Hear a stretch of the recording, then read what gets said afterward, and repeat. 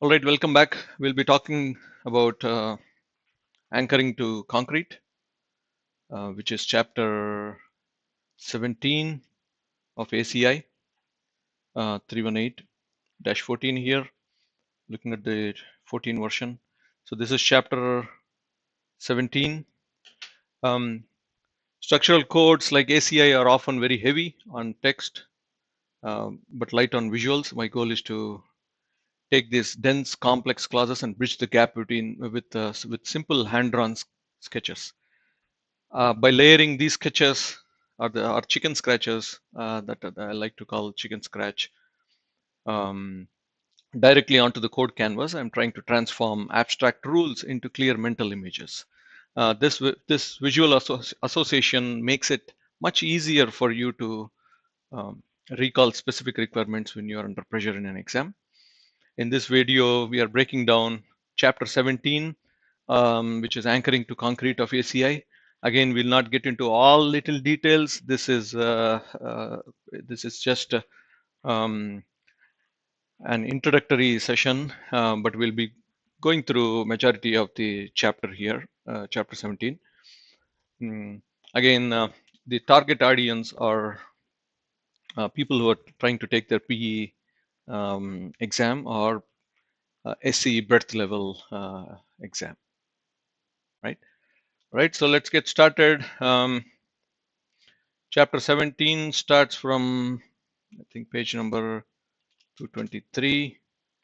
So that's chapter 17 for us, and it mainly talks about um, three different types of. It talks about anchor subjected to tension, anchor subjected to shear, and a combination of tension and shear, right?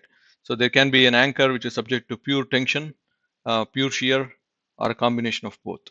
Imagine a column with a base plate, and base plate has, let's say, 4 bolts, and these are anchor bolts.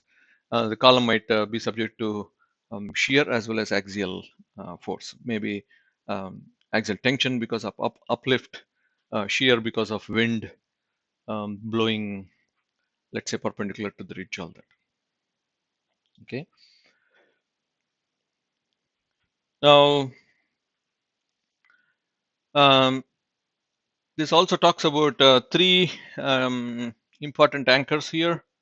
For example, this is mainly about cast-in anchors, post-installed expansion anchors. These expansion anchors meaning torque controlled, both torque controlled and displacement controlled anchors. Again, we'll see some pictures and all that, but in short, let's say there's concrete here like that. This is full concrete, so we drill a hole in concrete like this, insert insert the anchor, and the anchor will have a small wedge shaped piece. Let's say this is the bolt here, and these are the threads, correct? You add a nut there, and then you start to torque this nut. When you torque the nut, the anchor wants to get pulled out, and that causes the wedge to go up, and then because of the wedging action, it tries to split the sleeve, and the sleeve gets stuck in the hole, and then it's kind of applying a force like this on the hole here, and that is how it can resist a normal force or a tension force, right?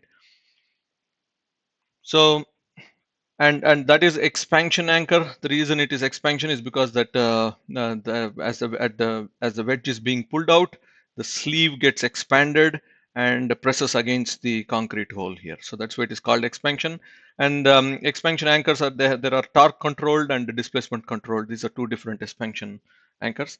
And there are also this chapter also is good for when I say cast in anchor, the anchors are present before the concrete hardens, so that's called cast in. Post installed meaning the concrete is all done, the foundation is all done, and then we drill holes into concrete and then start to install the anchors. So those are post installed anchors, whereas cast in, they are there before concrete is wet, is hardened, right? So that is what the chapter covers. Again, one last time: cast-in anchors, post-installed expansion anchors, torque controlled and displacement controlled, undercut, and also adhesive anchors. We'll not be talking too much about adhesive anchors, but then that is what this particular code covers, or chapter covers, right?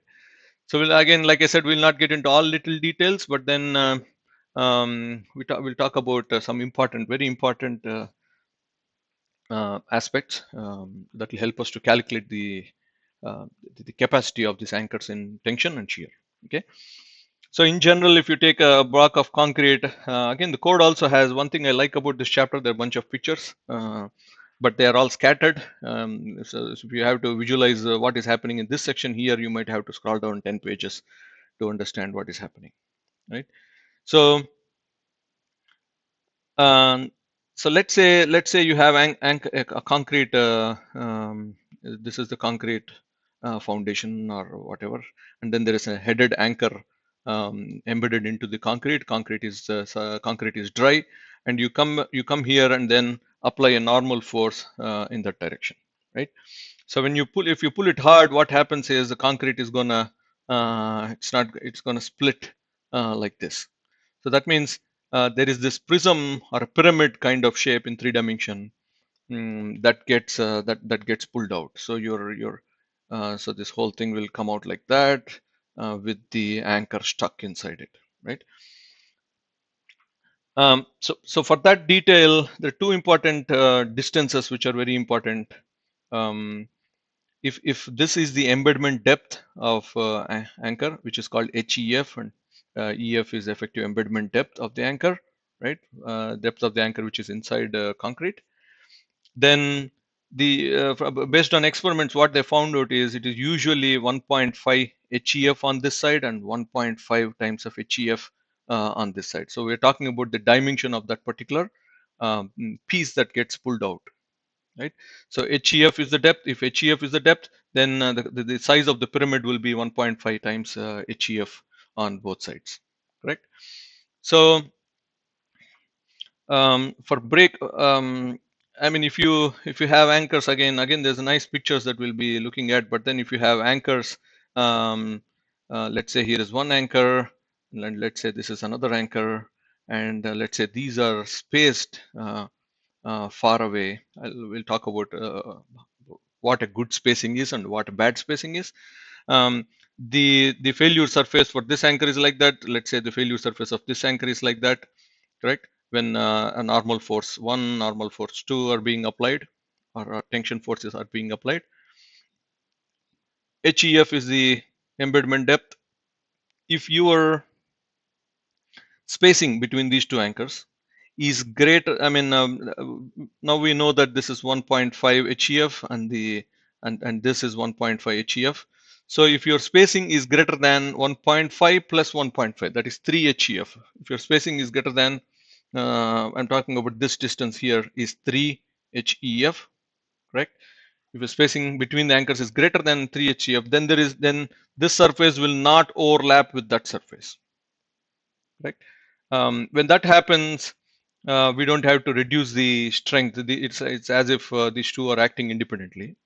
But imagine a scenario wherein you have concrete like that, you have an anchor bolt here, and then the next anchor bolt is pretty close, right? So this will interfere with the other failure surface. So we are losing this much surface, right? So that means this is an example of a bad spacing. When I say bad spacing, the spacing is less than 3 times of HEF. So if you have a spacing between your anchor center to center distance of this anchor, that is S, if that is less than 3 times of HEF, it is a bad. Code doesn't call it bad. I'm saying that this is a bad spacing. When you have issues like this, that is when we need to take into account some modification factors. We need to account for all these things in terms of modification factors, and we reduce the strength of the um, group of anchors accordingly, right? So let's say what this is what was this what this reads here: anchor group effects. shall be considered wherever two or more anchors have spacing less than the critical spacing. It's called critical spacing in the code, correct? And for if you are talking about this failure mode, again there are different failure modes. We'll talk about them shortly. Let's say a concrete breakout in tension. If you are talking about this failure mode, then your spacing, critical spacing, is 3 times HEF. If you are talking about a bond strength failure mode in um, tension, then 2 CNA. We'll talk about what CNA is, what HEF is, and all that. So that is the critical spacing. If you're talking about concrete breakout in shear, again we'll talk about how what this is, how it looks like, and all that. Then 3CA1 is the critical spacing. Okay, so this is in chart. This is a table wherein you have all the critical spacing or good spacings. If you violate those, then you are in the bad domain, and you will have to come back and account for um, certain things, right? So same thing happens in shear. For example, we talked about tension. For example, let's say you have your concrete like this. Now I'm drawing things in a plan view. Let's say here is the anchor, and there is a shear on the anchor in this direction. Okay. Um, now the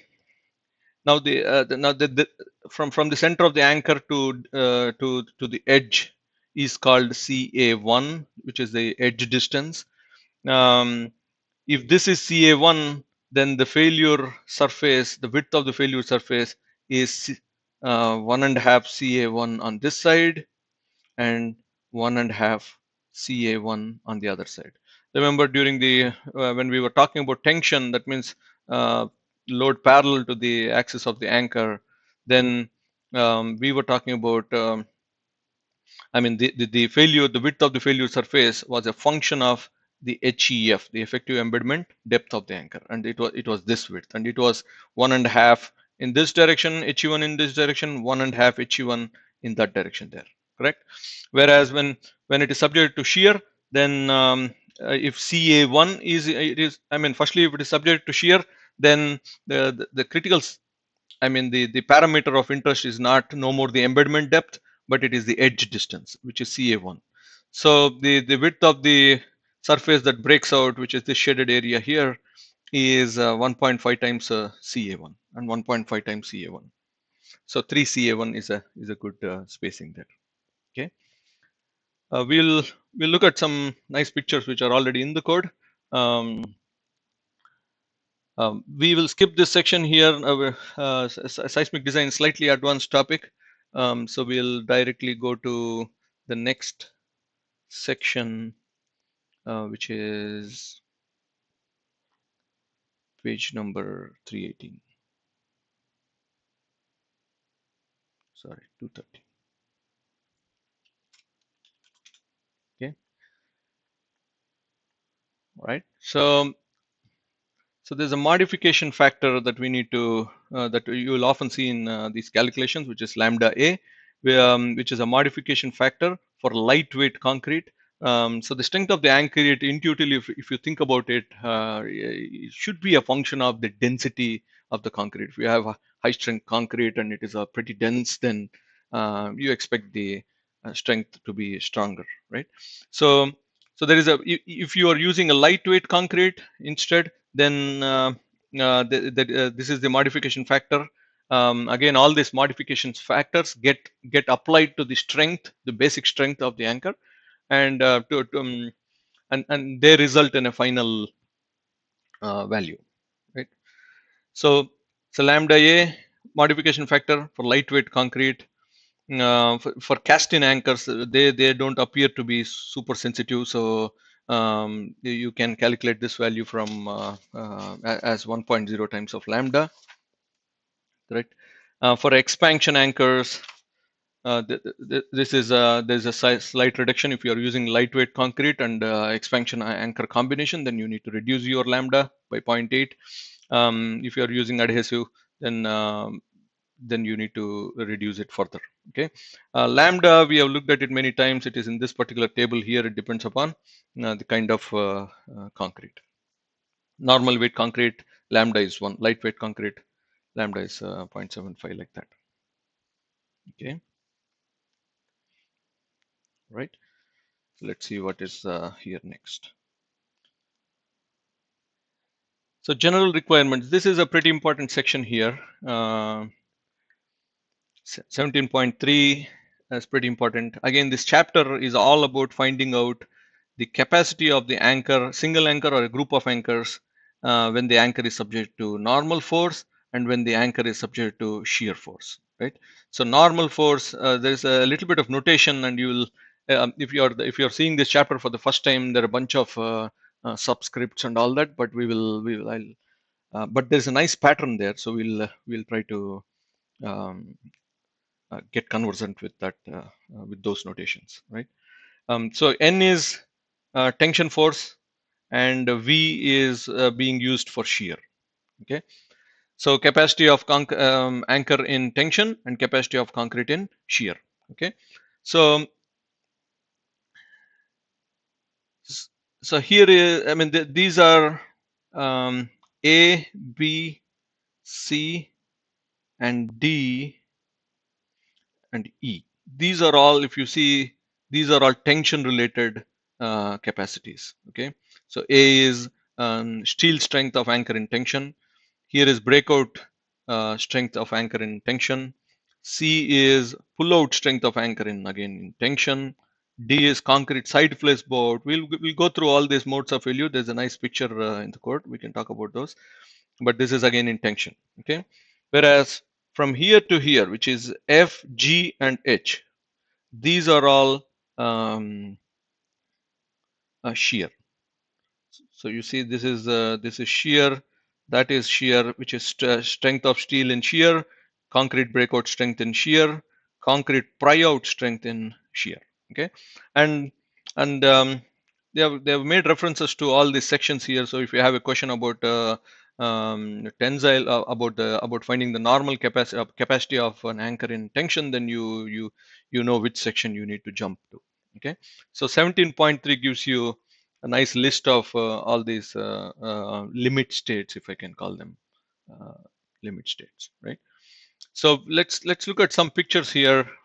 I like this particular page very much because it is very intuitive, and then it gives you can associate, for example, steel failure, anchor bolt failure in tension with this picture very easily, right? So N is the tension force. When you apply force like that, if it is super strong, if the anchor is embedded, embedment depth is decent, then it may not pull out, or it may not pry out, it may not, it might simply get sheared like that, right? Mm, or it will fail in tension, not shear, it will fail in tension like that, right? So that is steel failure in tension. Okay, the second one is pull out in tension. So imagine this is a post installed anchor, and then you applied the load, like I said, adhesive anchors, you tighten this, there is a wedge here, that is the wedge there. As you apply torque here, the wedge widens, and it splits the sleeve, and the sleeve rubs against the hole there and creates some sort of friction in this direction to hold the normal force. But if the normal force is greater than that, then it might even pull out from the pocket like that, right? So that is, and this phenomenon can also happen for cast-in anchors, not just post-installed anchors.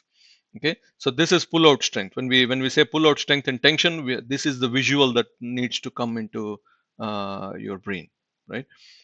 Steel failure means steel is going to get cut. Pull out failure, the whole thing can pull out from the pocket.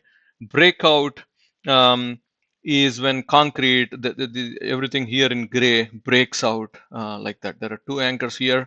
Looks like these two are not interfering, meaning even if the spacing is good, which is greater than 3 HEF. HEF is the embedment depth, right? The concrete can break out like that, and that entire piece you see there can come out. So that is concrete breakout, correct? And then if you have a group of anchors, here you see a bunch of anchors here, and there are a group of anchors, and there's a normal force acting on all the anchors, the concrete can split like that. Okay, so the code gives you formulae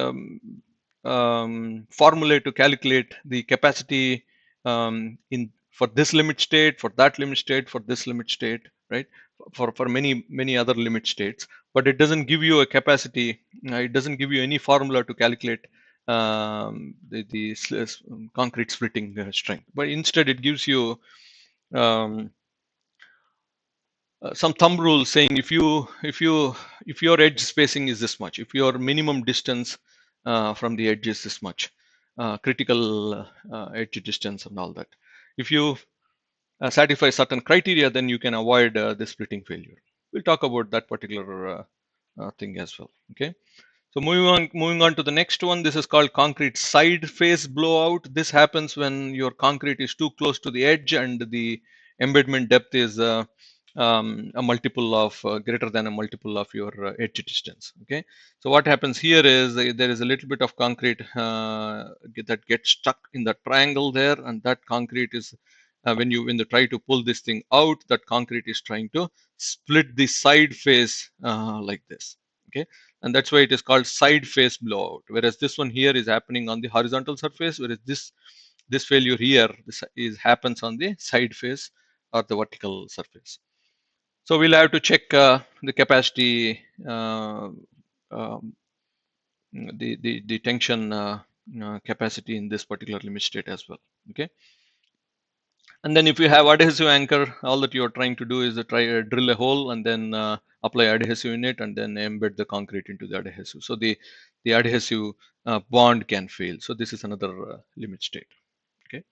That's about tensile limit states, and there are also shear limit states. Imagine you are applying a force on the anchor like this. You have a column and it has a base plate, and there is a grout, and then here is your foundation, and this is your anchor, right? Wind loads are coming and then trying to cause a shear like that. Wind load is trying to cause an uplift like that, and there's a bending moment like that, right? Um, so when all this happens, if the shear is dominant, then the steel itself can shear off like that, right? So that is called steel failure um, in shear. We were talking about shear here. This is what the previous one. Okay. Um, Again, there's another limit state wherein you apply force like that. Then this bolt, the center, let us say this is the axis of the bolt. The bolt wants to rotate out of concrete like this, and then when that happens, it is going to break this piece here and then also break a little bit of concrete on the right hand side there. The bolt here is rotating in the clockwise direction. Okay, so that kind of failure is called concrete pryout. The steel is safe, but then it is a concrete that is breaking out. So there are formulae again to find out what the shear capacity in this particular limit state is, and we'll look at it. Then you have concrete breakout in shear, wherein let us say here is your anchor and this is close to the edge. So this is the failure surface, and it can propagate like that, and this chunk of concrete can break. If you have an anchor at the at the corner here, this is the corner. Depending upon that edge distance and this edge distance, this entire piece can break out like that. Okay, same thing here, right? And then if you have two anchors, this one anchor, this is a second anchor, and let us say the spacing or the center to center distance is a bad spacing, which means it is less than 3 times of HEF. Then the two surfaces will interact. It is not the group effects will come into play, and a bunch of concrete like that can break out. Okay, so this is a nice picture. Again, we'll start seeing. Um, we'll start calculating all this. Okay, I will start to uh, go through all the formulas and get into each of these modes. Okay. So before I go further, I want to talk about a little bit of nomenclature here, or whenever you see something with a SE suffix like that, so that means it is steel effective,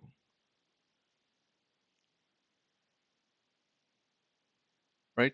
So for example, if you see ASC, that means area of effective area of steel. If you see ASC, if you see something like this ASC comma N, that means it is area of steel in tension, effective area of steel in tension. Okay, so whenever you see something SA, that means it is steel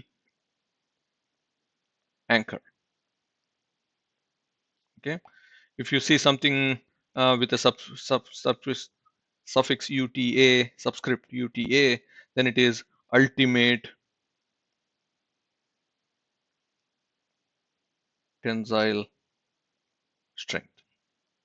Okay, if you see something with N, then it is tension. For example, um, uh, something with a suffix N is a tension. We'll go through uh, whenever I see a notation like that, I'm going to notify. If you see something with a suffix V, it is shear, right? If you see something with the CB, that means it is concrete breakout. Okay. If you see something with the B, something with a subscript B, then it is basic strength, right?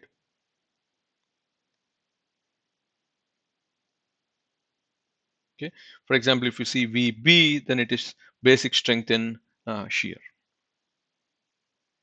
Okay. If you see NB, then it is basic strength in tension because N is tension. Okay. XEC, eccentricity. EC is for eccentricity. Okay. XED, ED is for edge distance. ED, edge distance. XH, then that is for this H here is for height. Okay. So this nice pattern here. You replace the X with N and T, and you sometimes with A, and you see different. Um, you'll start to everything will start to make more sense. Okay. Let's go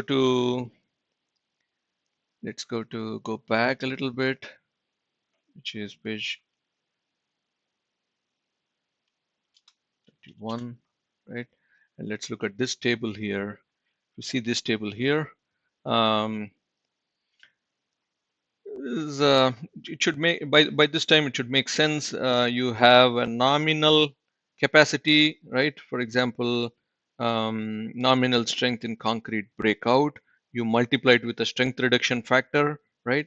And that is your factored nominal strength, and that should be greater than the ultimate load coming onto your anchor. So when that happens, that is how then you consider the anchor as meeting the requirement. Otherwise, you treat it as not meeting the requirement. Okay, and you do that for every limit state. Steel strength, factored nominal, and ultimate. Concrete breakout strength, factored nominal, and the loads coming onto it, ultimate loads coming onto it. Pullout strength, side flares blowout, bond strength, steel strength, factored nominal. SA V is the shear, SA is the steel anchor, right? And we looked at all those a minute ago. Phi is the strength reduction factor, the different strength reduction factors for different limit states, and then uh, this is how you qualify. And this particular column here is for single anchor, but if you have a group of anchors, then you need to meet the single anchor requirement as well as the group anchor requirement. Now you start to see something like BG. Usually when you see G, that means it is shear breakout, NCBG. This is group, this is concrete breakout, this is tension. Okay, so group capacity, group tensile capacity in concrete breakout uh, limit state, something like that. Okay, so that is pretty basic. And then we go to the next session. We looked at this picture, very nice picture here. This is what I think I explained about this. You have HEF embedment depth, and you have an anchor in tension like that.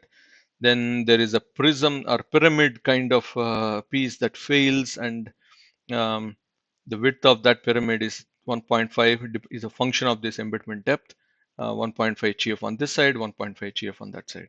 If you have another anchor sitting next to it here, to the left or to the right, and it is placed closer, then let's say the other anchor here, then the surfaces or the failure surfaces can interfere. When they interfere, then we'll have to account for um, all that, and we'll see how we can do that. This is the same thing. This is in shear. Here is a shear load.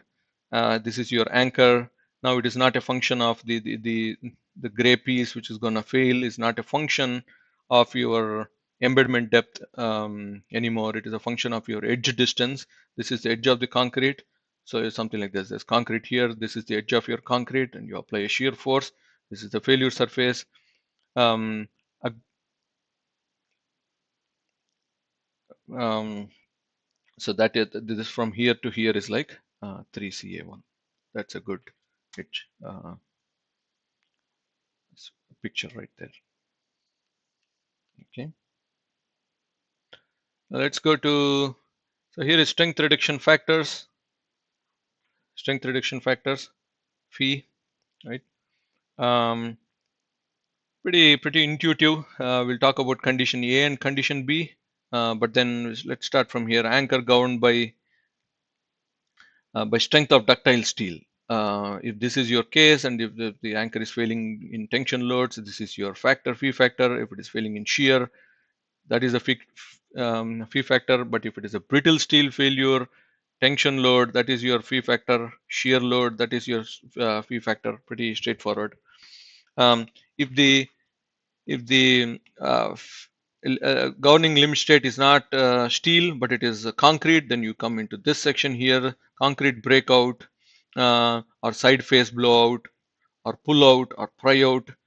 Then you need to understand if you are in condition A or condition B.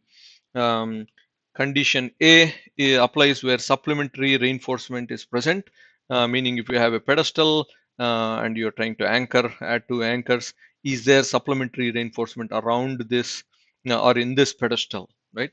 If you have the supplementary reinforcement, then you can take an advantage. If you don't have supplementary reinforcement, then you need to, the strength reduction factor is slightly less. So there is a slight 0.05 difference between these two factors here, right? So what is condition A? You don't have to memorize it. It is here. If supplementary reinforcement is not present, right? If not present, then it is condition B. So this is when this is supplementary reinforcement is not present, and this is when the supplementary reinforcement is present. Right, so that's a pretty straightforward table. Hopefully you can you see how it can be read. Okay, now let's talk about the strength of steel anchor in tension. Right, so that means you have this and you have an anchor, and the anchor is being pulled, and you want to find out the strength of the steel anchor in tension. Okay, so maybe this is a bolt there, this is the thread. So the anchor itself, if it is embedded too deep, and the steel is not strong enough or the load is pretty significant, then anchor itself can shear off at that location. Okay, so everything here can move up and everything else is stuck in concrete. So that's a straightforward calculation. Area, this part is area, that is your UTA is your tensile strength. So NSA, steel anchor again, N is tension. Okay, so the tension capacity of the steel anchor, area of steel anchor, effect ASE again, ASE, steel effective area, correct, and ASC comma N in tension. There is also a small formula here to calculate the ASC, right? Um, or sometimes it is provided in, it's a function of the diameter and all that, and sometimes it is also provided in the problem statement. So this is the ultimate tensile capacity of steel. There's a guideline here. It should not be, you cannot use super strong steel. There is upper limit there. So steel shall not be taken greater than the FUTA value should not be taken greater than the minimum of that and this. Okay, so there's a small upper limit there. Okay, that's how you interpret that part of it. Now we are talking about, so we are moving on to the second limit state, which is concrete breakout strength and tension. This is where the here is a concrete and you have an anchor, right? The normal force is being applied. We are only talking about tension. So this is the tension. N is tension again. So it fails like that. right? Now, how do I find my capacity? So you find your capacity. This is a common trend, or this is a pattern, I would say. You take the NB value, which is the basic strength, and the basic strength is calculated for uncracked concrete conditions. Sorry, cracked concrete conditions. Basic strength in cracked concrete condition, and you multiply the basic strength with a bunch of modification factors. This is one modification factor. This is the second one, CEDN, CCN, CCPN, and then another modification factor, which is a function of ratios, a couple of areas. Okay, and we'll see how these areas can be calculated. But ANC here, NANC is no constraint. NC is no constraint, meaning if you have an anchor and that anchor is has a, let's it being pulled, right?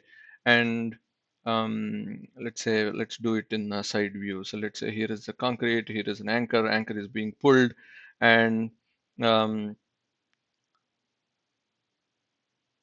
um, anchor is pulled. So this is 1.5 HEF. This is another 1.5 HEF. So so no constraint is like, if you look at the plan view, this is 1.5, this is 3 HEF, and this is 3 HEF. So this area in plan view is ANCO, and it is 9 HEF square, because this is 3 HEF, this is another 3 HEF. So that area there, no constraint, meaning this is a good scenario wherein the anchor is not close to an edge or something like that. So that is NC, and ANCO is the actual scenario wherein you maybe in reality your anchor might be closer to an edge. There are nice pictures here. We'll go through that, right? But for now, remember that ANCO is uh, uh, with constraint, and this is no constraint.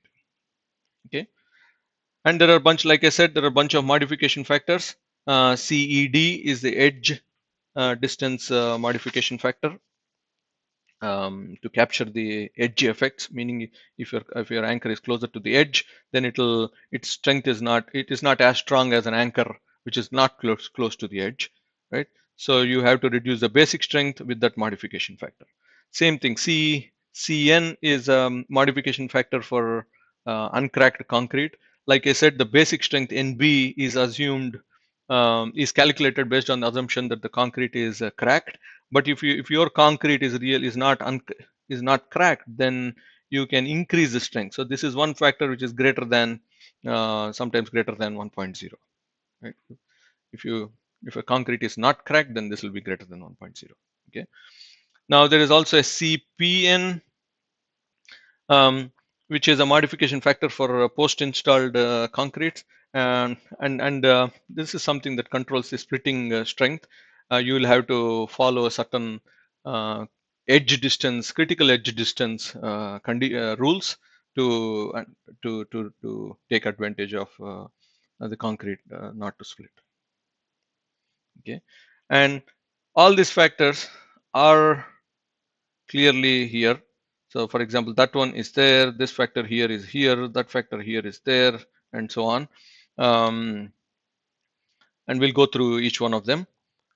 But in short, this is the strength of a single anchor. But if you have a group of anchors, then this is your capacity. That's why you see a BG here and there is no BG here. Okay, and again, you start with the basic strength, multiply with a bunch of modification factors to arrive at your final strength. Okay, again, this is all nominal strength. You still have to multiply it with the factor, strength reduction factor, to get the factored nominal strength.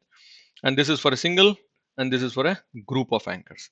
Yes, we have ANC and ANCO here, but the ANC, when you're talking about a group of anchors, needs to be calculated differently compared to the ANC for a single anchor. Okay, and there are figures in the code. I don't want to draw them again, redraw them. We can go there and find out how those can be calculated. One last thing, difference between these two things is there is a new factor here, which is this fellow here. Okay, it is CEC comma N. So that has to do with the eccentrically loaded group. If you might have a group of anchors, and they are let's say they are loaded eccentrically, then you need to account for that. Okay, and the modification factor exactly does that. So we are here. This is the no constraint area calculation, NCO. There's no constraint, right? So you have your anchor here. You have sufficient distance. Here is the embedment depth. We are talking about the side view here. This is the embedment depth.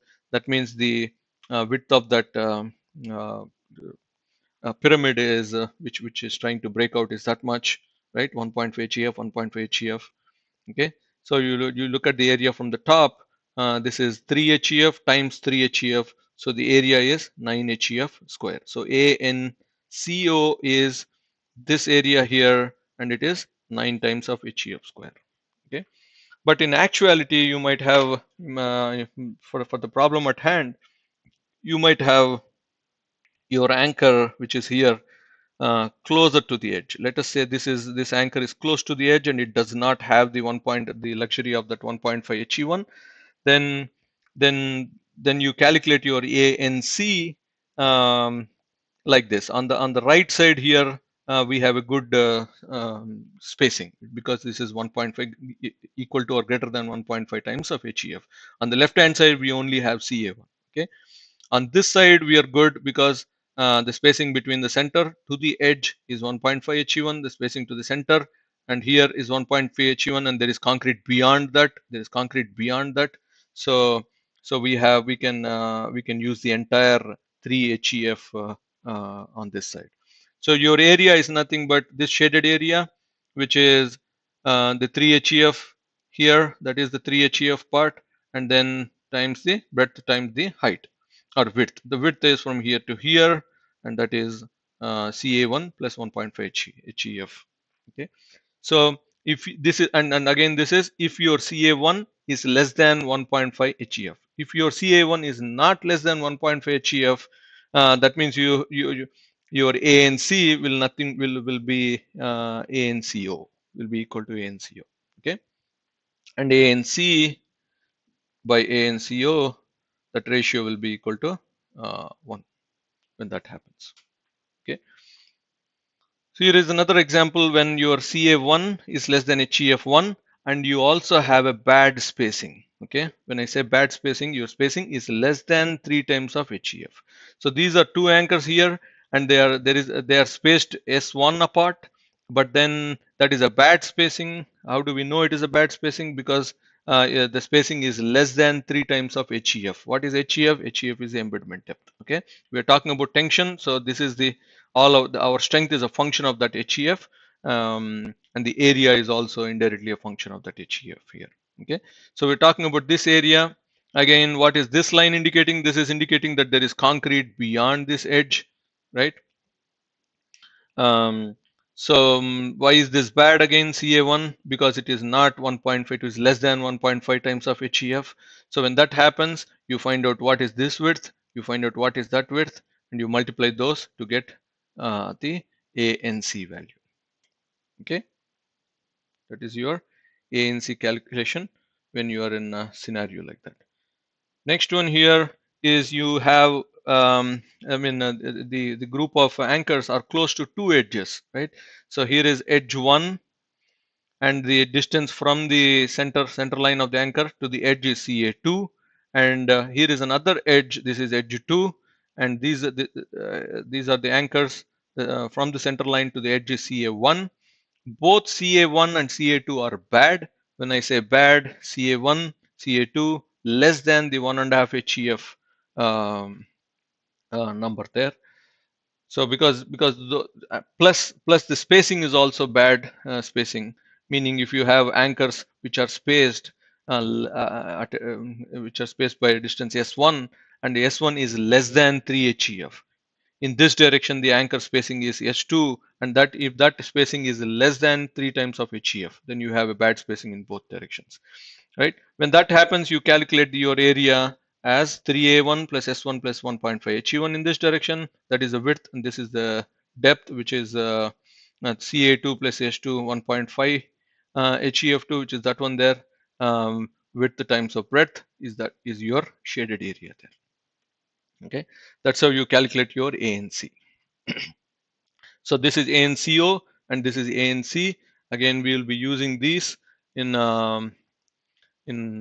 most of the uh, tension capacity calculations, and they will appear like that. Okay, excuse me. Okay, now let's how do you calculate your basic strength? Where is the basic strength? Basic strength again is here. So you have to calculate basic strength. You have to calculate modification factors. We just talked about this factor. So if I have my basic strength, I have all my factors. I multiply that with this ratio, then I can find out my NCB. Okay, if I multiply the NCB with my strength reduction factor to get my factored nominal um, concrete breakout strength in tension. Okay. So the in B value basic value is here, right?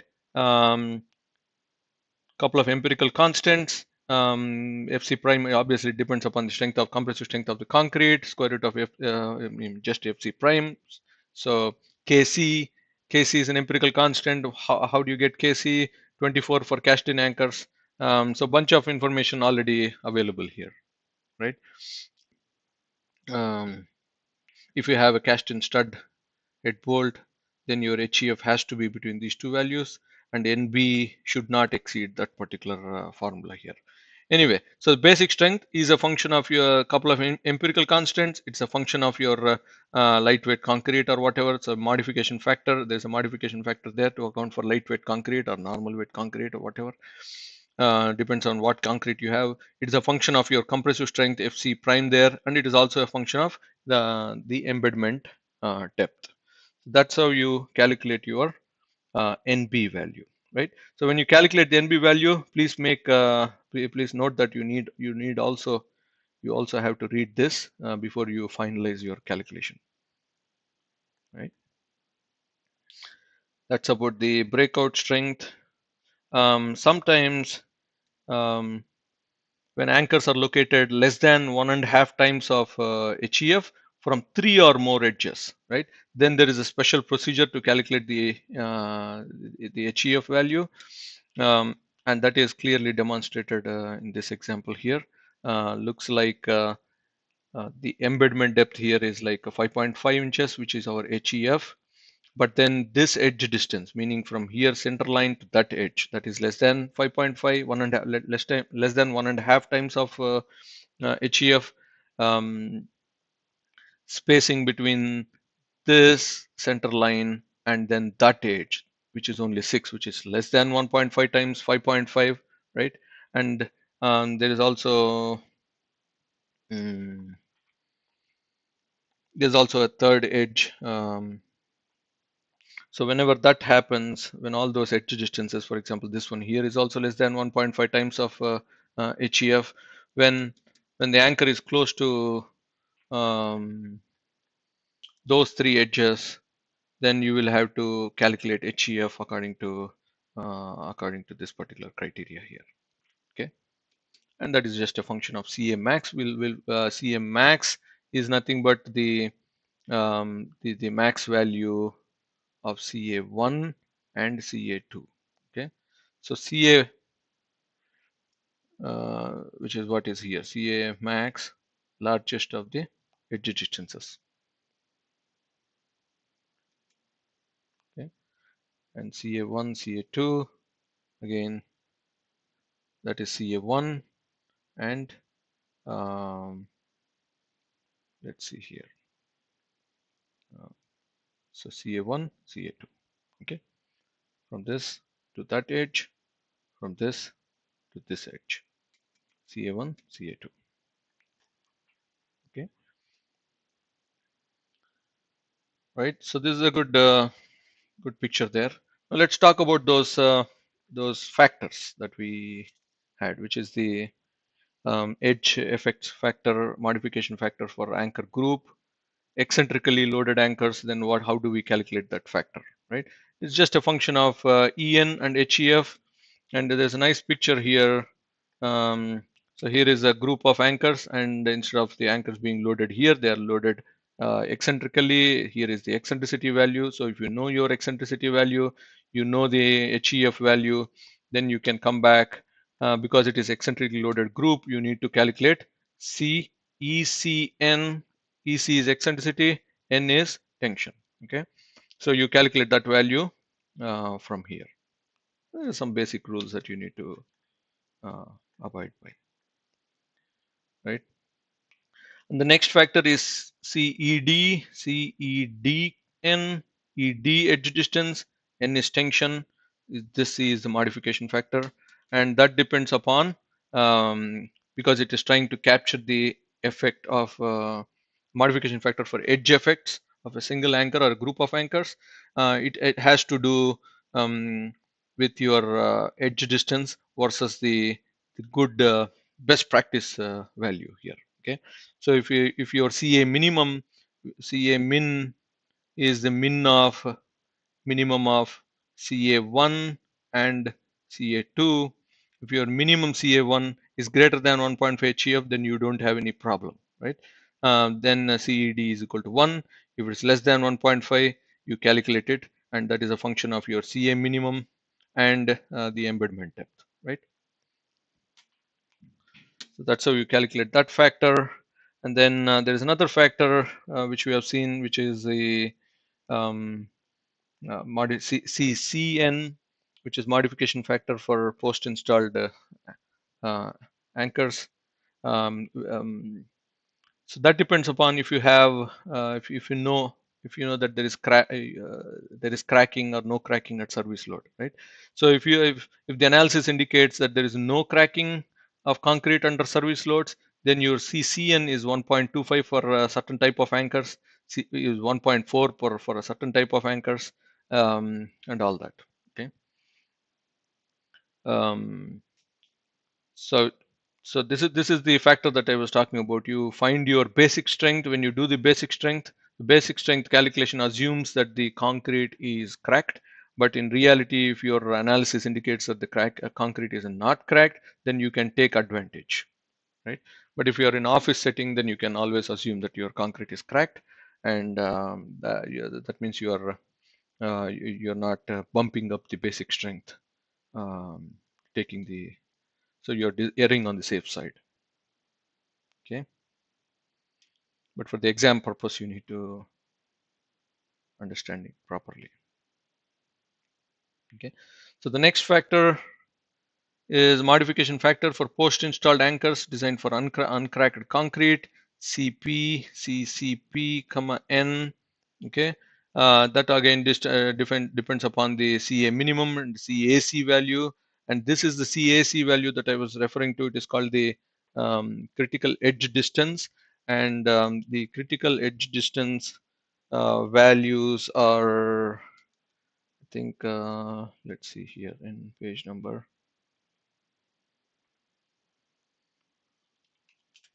261 there. So if you go here, um, so these are the best practice uh, values that you need to follow to if you want to avoid that splitting action of concrete. So if you are using adhesive anchors, then your CAC shall not be less than that particular value there. If you are using undercut anchors, if you are this is the value. If you are using torque controlled expansion anchors, um, then it is this one. If you are using the expansion anchors, but it is the displacement control type, then that it is this particular value here. And all of them are a function of HEF value, right? So based on CAC and based on your CA minimum, I think you come back mm, and calculate your CCP. So that value here, CCPN. Okay, depending upon your CA minimum, CAC. CAC from the section that we just saw, page number 261. CA minimum is the minimum value of your CA1, CA2. Okay, CA1, CA2 dimensions are there in the figure that we referenced. Okay, and there's some rules like that. When you compute things like this, you'll always have to you'll have to make it a habit to read the notes underneath, and then So if you the CA value CCPN determined from this equation here shall not be taken less than that particular value, where the critical edge CAC is defined in that particular section, which is what we saw. Okay, for all other cases, including cast-in anchors. So this fellow here was for post-installed anchors. But if you have a cast-in anchor, then you don't have to worry about it because CCPN is equal to 1.0. Okay. So that's about that failure mode. The next failure mode, pull-out strength, post-installed anchor. Again, we saw all these pictures. Um, Pull-out strength, same trend. You have a basic strength. You multiply it with modification factor. Okay. Basic strength is NP. Probably it'll assuming that the concrete is cracked. But if the concrete is not cracked, multiply with the factor and then find out your pryout strength. Sorry, pull-out strength. Okay. How do you find your basic strength? This is pull-out, right? So that means you have an anchor like that. Maybe this is a hex head and it is buried inside concrete. You're trying to pull it out, right? So the concrete here is going to stop this from getting pulled out. So there is some bearing stress happening there. So you find out the bearing area. You multiply it with the compressive strength of concrete. It's not just a bearing into this, but then there is a constant empirical constant there, right? A bearing is nothing but if you have a hex head uh, bolt like that, right? So that is the area of the head excluding this piece here. Okay, so that is your APRG. But if you have a hooked anchor, meaning if you have an anchor, let's say that's a concrete. If you have an anchor like this, it bends up like a J, right? Then if you take a section from the top, it will look like this, right? So this area is where the bearing happens, right? So and that distance is called the it's called the EH, right? And that area is nothing but this is the diameter dA times EH. So dA times EH area times stress, and then empirical constant. So that is your that's how you find out NP value for a hooked concrete. Sometimes there's also something like that, right? The anchor is being pulled, bearing happens here. Again, you take a section there. Um, it'll look something like this, right? And from here to here, this is your EH dimension. EH times the diameter of the bar is your bearing area. EH times diameter bar bearing area times stress times an empirical constant is your NP. Okay, and the EH obviously has certain limits. You cannot make the length infinity to increase your strength to gain advantage on the normal the n value there. So there is a limit. EH has to be between that and that. dA is the diameter of your anchor. Okay, pretty straightforward there. Okay.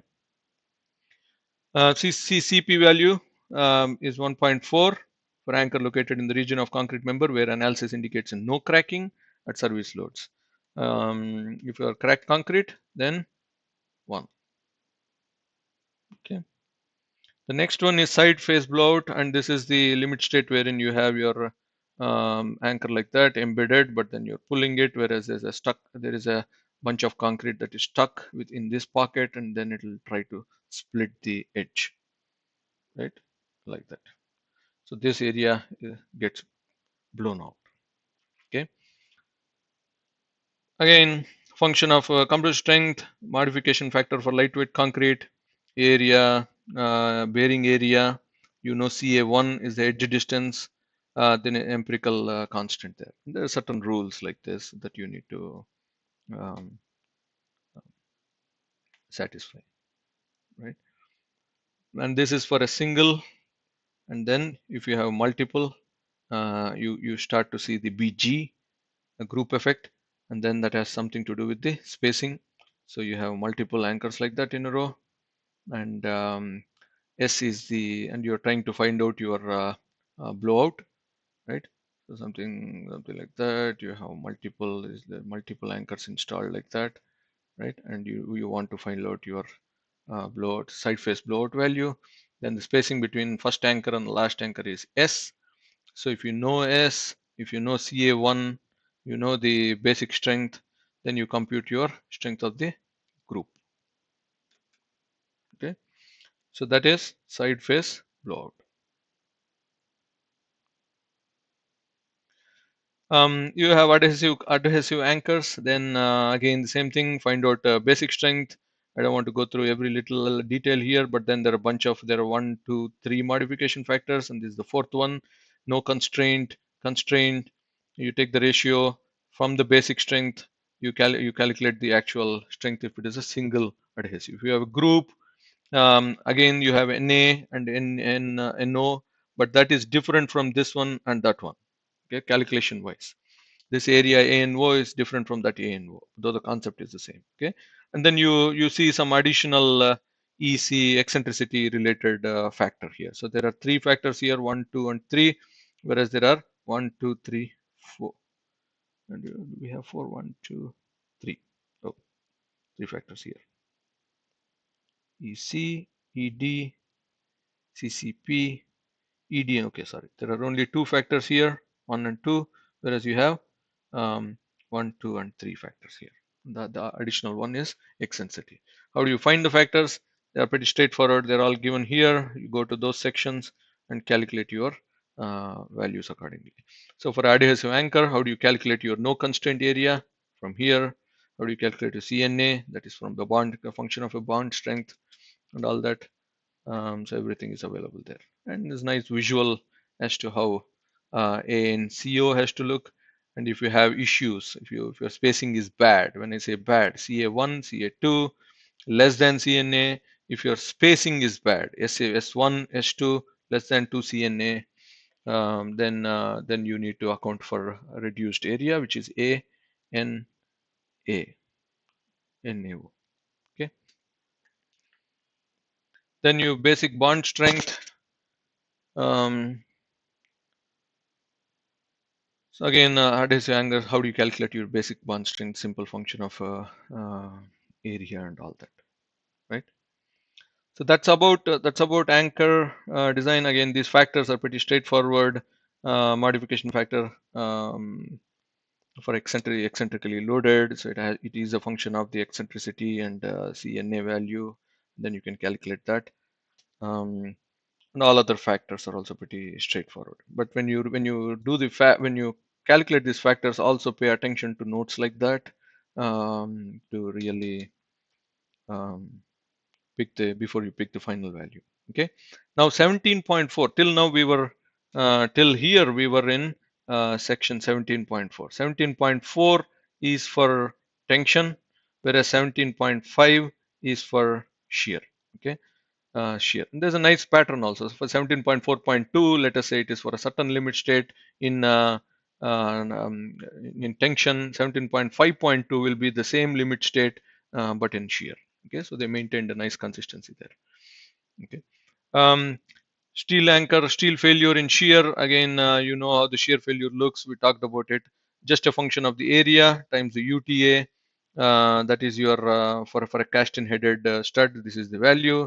Um, ACV is the effective cross-sectional area. All the information here. UTA should be the smaller of this value and that value. If you have a cast-in headed bolt instead of headed stud, then you calculate it depending upon the this thing here. Okay, and there is a additional 0.6 factor there, which is reducing the area a little bit. Okay, and then UTA again has certain limits. ACV also given here, right? And then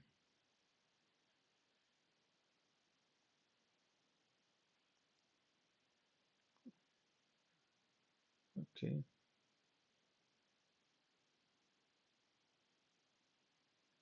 1 second. All right. Okay.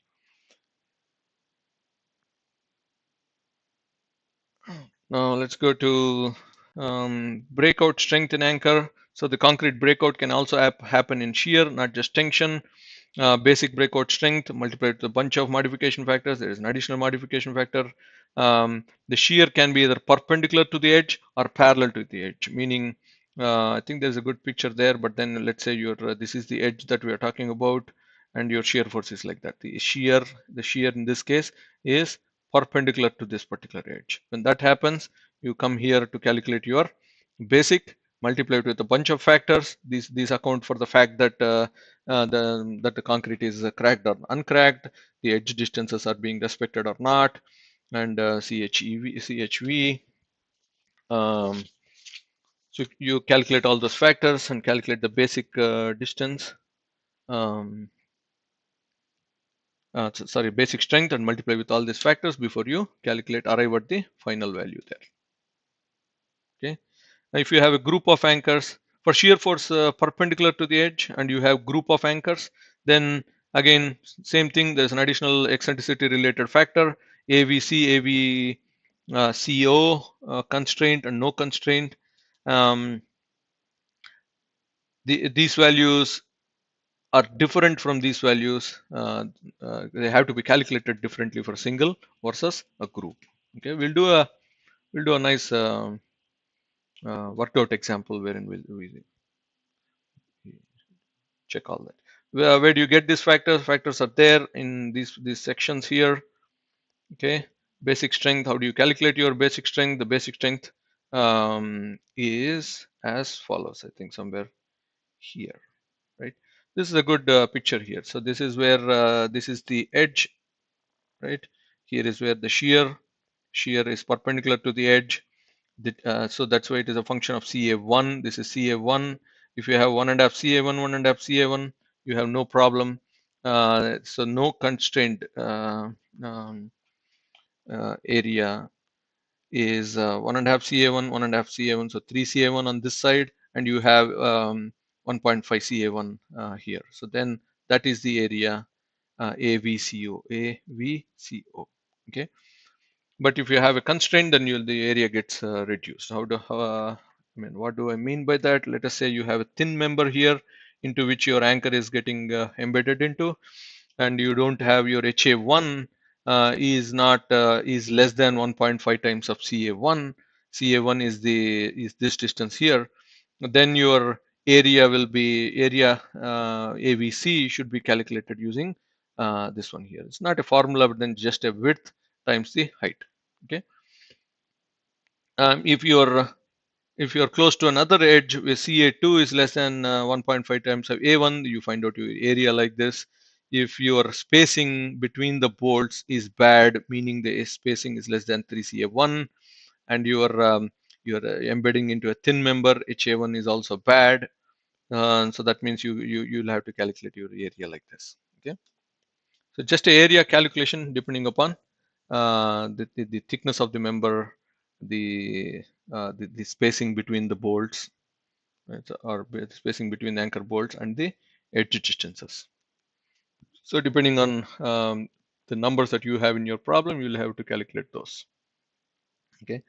Now, how do you find your basic? We talked about taking the basic and multiplying with a bunch of factors, right? 1, 2, 3, multiplying with a no constraint area versus a constraint ANCO, right? The basic strength is coming from here. Okay, it's just a function of your compressive strength of concrete, lightweight modification factor, edge distances, diameter of the anchor. And there's a new term called LE. The LE value is defined here. So if you just read through this paragraph here, you can find out your LE depending upon what you're using. Okay, for example, torque controlled anchor, 2 times the diameter is your LE. Anchors with constant stiffness over the full length, then LE is equal to HEF. Okay, so you don't see HEF here. Instead of HEF, you see your LE value there. And there is also an upper limit. Looks like VB shall be smaller of this and that. Smaller of this value here, smaller of that value here. That means this is the upper limit, something like that. Okay. And then again, function of basic things. So you can calculate your value there. It's nothing super important. These are modification factors, right? Eccentricity. If you know the eccentricity, you know your CA1, then you can calculate that factor, right? Factor for CED, edge distance related, edge effect related modification factor, depending upon your CA1, and you compare that with 1.5 CA1, CA2. If your CA2 greater than 1.5 CA1, then it is that much. If your CA2 is less than, then it is that much. Okay.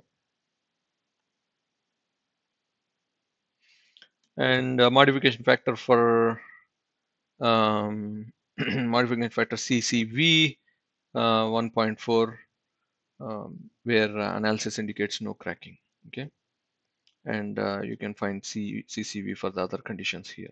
If you are using a rebar, if your concrete, if your anchors are encased in a stirrup or something, and stirrup has a certain diameter, if it is less than certain diameter, then you go here. Then you can take additional advantage. If it is greater than a certain diameter, you go here and get increase the capacity by 40%, basic strength by 40%, and all that. Okay, modification factor CHV. Um, when the HA is less than 1.5 CA1, then you calculate that. Okay, that's how you interpret the code. Hopefully this has been a useful session. Again, pryout strength of concrete in shear. um, So this, though we are talking about shear here, this formula indicates that it is a function of your, if you will have to find your NCP, which is the concrete, shall be taken as NCB, concrete breakout strength in tension, and then you multiply it with this factor here. That factor value is here, right? You multiply with that factor to calculate your VCP.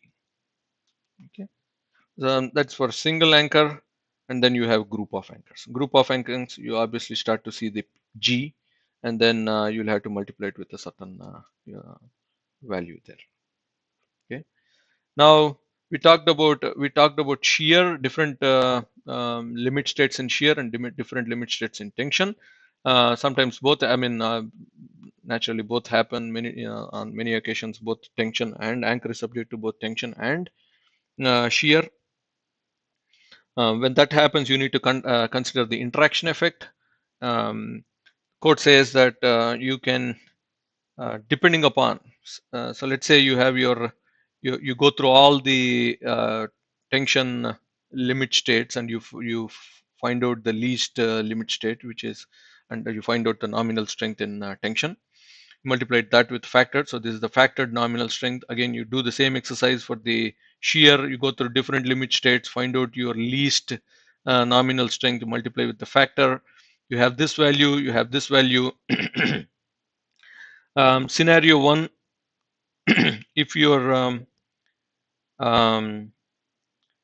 if your VN, um, if your applied, so if I rewrite this one here, if your applied shear is less than or equal to just 20% of your capacity, right? So that means if this is the capacity, full capacity, your value is somewhere here in that area. Then the code says that you can ignore the shear effect and you just compute your, you don't have to do the interaction. You just, this is what governs your calculation, right? Governing strength is that particular thing. Same thing here. If your NUA, which is the applied or the demand, the shear demand is less than 20% of your, sorry, this is normal. This is shear, and this is the tension. Okay, so if your NUA is demand is less than factored nominal value, That means you are in this region here, right? So within that region, so you fall that in within that region. When that happens, you can ignore the effect of the other variable. Okay. So if that is not the case, then you will have to find out this value, find out this, find out that, find out this, and then that should be less than 1.2. So the numerators are all demands, whereas the denominator is your factored nominal strength, like our column and moment interaction. Sorry, axial force and moment interaction diagram. Okay.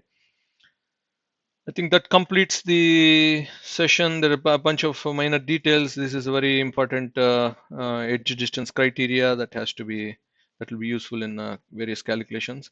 But other than that, this is all installation related information. But this should get you started um, to solve problems yeah, related to anchor design. Okay. Hope this session has been useful, and thank you very much.